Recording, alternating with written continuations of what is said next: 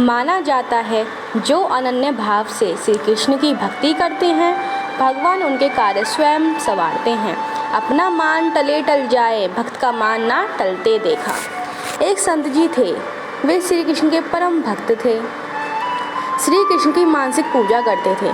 उन्होंने श्री कृष्ण के साथ पिता पुत्र जैसा संबंध बनाया था कि श्री कृष्ण मेरे बालक हैं और वे उनके पिता हैं।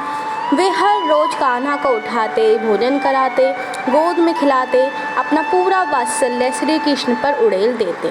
कभी कहते कान्हा मेरी दाढ़ी नोच रहे हैं, कभी कान्हा को पकड़ने उनके पीछे भागते।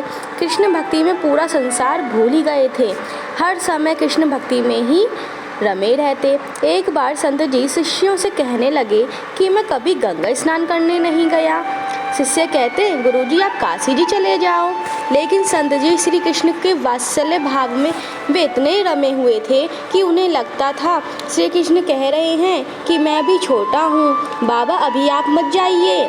समय के साथ संत जी और वृद्ध हो गए, लेकिन उनका कन्हैया वही 7-8 साल का बालक ही रहा। उनका वात्सल्य अभी भी कान्हा के बाल रूप में ही था। संत जी कृष्ण चिंतन में ही स्वर्ग सिधार गए। शिष्य उन्हें शमशान जाने की तैयारी करने लगे।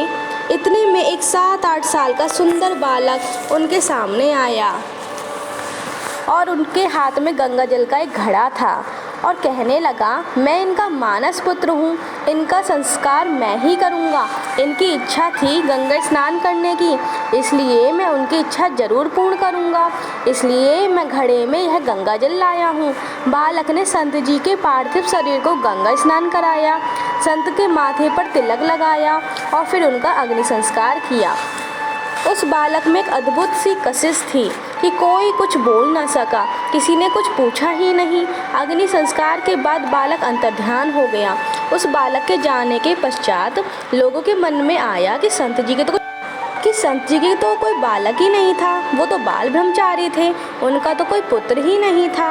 वह श्री कृष्ण को अपना मानस पुत्र मानते थे, इसलिए भगवान श्री कृष्ण जी स्वयं संत के रूप में उनके यहाँ आए थे। बोलो बाके बिहारी लाल की जय, लड्डू गोपाल की जय।